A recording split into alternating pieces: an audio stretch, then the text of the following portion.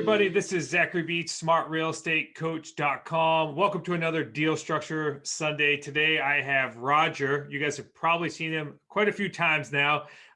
Roger is out of Georgia, down in Atlanta, and he is a starter associate with us and is absolutely kicking butt. Roger, welcome back to Deal Structure Sunday.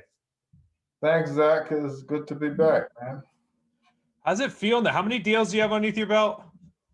So this is my fourth, and I have two more in hand to sell. So I have 6 deals. Love it, Roger. And I know that you are fighting for that property that in that building or that amazing house you're gonna be building down in Jamaica. Is that correct? Yes, sir. That's correct. The land is in the process of being acquired. So by end of January, that land should be there looking out at the ocean, and the plan is to put a nice house on there for retirement. Oh, I love it. I love it. So it's pretty cool that you talked about this when you first came in, which was what, about 2 years ago? Yes, about 2 years. That's Yeah, and correct. you talked about that, and it looks like your dream is starting to come reality. How's that feel? Oh, it really feels awesome, but it's one of those things where with the help I'm getting within the community and just staying focused and doing the work every day, regardless whether I'm seeing results or not, it's finally coming together, and it absolutely feels awesome. Like I'm getting there. Yes. Yeah, I love it too because you've done some deals with me. Now you're doing some deals with Link, one of our certified coaches. And with the support of the community, you're kicking butt. Which leads me to this next deal, Roger. Let's dive into this deal. This property is in Atlanta, Georgia. Where did you find this deal? What's the source? So it's an expired. The house was on the market for a couple of months and didn't go. We contacted the seller, and he did his own research. He took his time, and then he came back and said yes, he wanted to do it. So we talked about it some more. I presented all the options, and he wanted to go as short as possible, which was 36 months. That's my shortest term. So Don't they all, right? Don't they all? What was the motivation for the seller? So the seller, his thing is he likes to be by the water, right? His kid went to school, graduated high school, and he was in the district just for that school.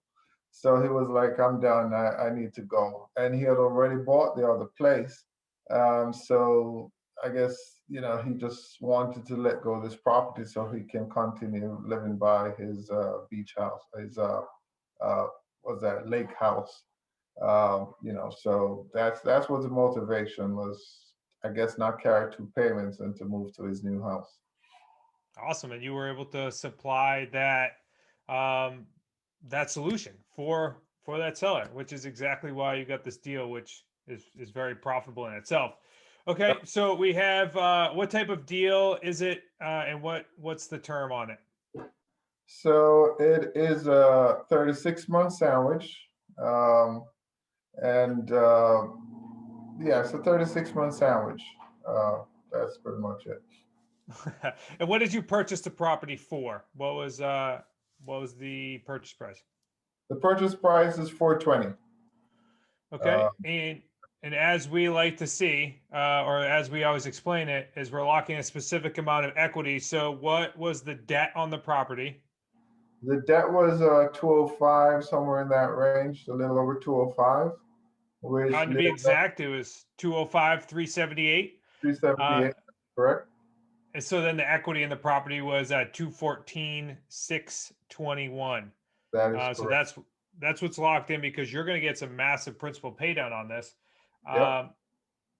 So as we look at this, you end up finding this buyer. So why did the buyer need our program? Okay, so this is a very interesting case. So this buyer, they just moved to Atlanta. They got transferred from a different state. they had their house in the other state. They didn't even sell it yet, but they figured they wanted to buy in the area because it was very close to his job. So once they looked at it, um, uh, one of them worked from home, the other one works at on site. They were like, "This is the place we want to start with in Atlanta." So it was just a nice transition place because they were living in a corporate rental, and so it expired in January. So it just met their needs at the very right time, without going through a long wait to get a house to get moved into. Awesome. So let's dive into the paydays here. Or all right, so you bought it at 420 roughly, and then you sell it for what'd you end up selling the property for? So we sold it for 440. Okay. Yep. And what was the payday number one? So what was the deposit that the buyer came in with? So the buyer came in with 10% down, so 44 Nice. grand, plus the first month rent, of course. So we cleared 47, on that first payment.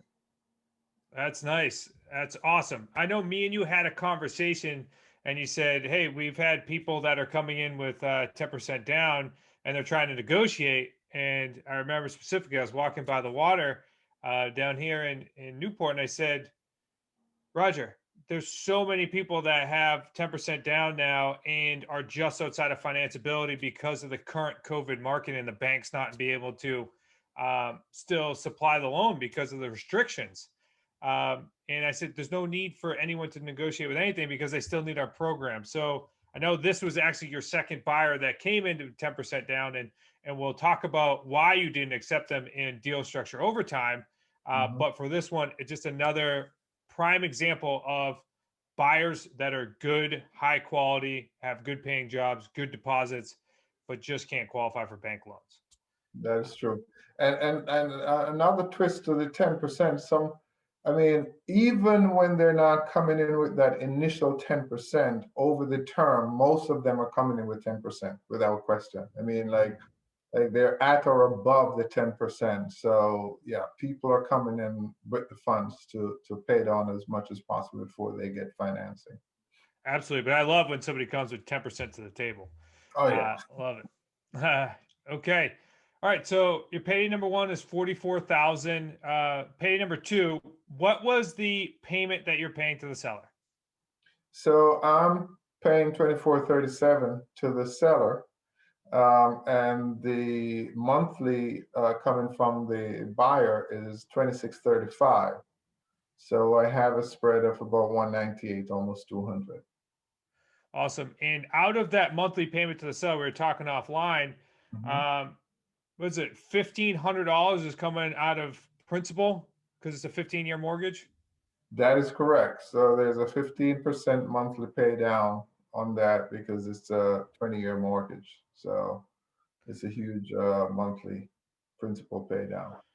I love it. And you actually, because that's just PI, you actually were able to negotiate with the seller for the seller to be paying the taxes and the HOA Right. uh, on uh, Correct.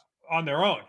Yes. So the insurance and the HOA, they pay that separately. And just based on the market and making sure the deal worked properly and I get a little spread, I went back to them and negotiated that they take those payments, for a 5,000 on the back end. So that worked out perfectly. I love it. I love it. Just a good way to be able to create a nice spread, keep you in the deal. You know you have massive principal pay down coming off. So just to be create a nice spread, you go back and renegotiate the purchase price in order for them to take over taxes, insurance, and HOA, so that way you can create a spread. That was a fantastic idea, and just shows your progression from your deals. Like if you guys go back and watch his other deal structure Sundays, he's Roger's getting more and more creative as this process goes along. So kudos to you. Yeah. Awesome. So you get a total monthly cash flow of roughly $71,028.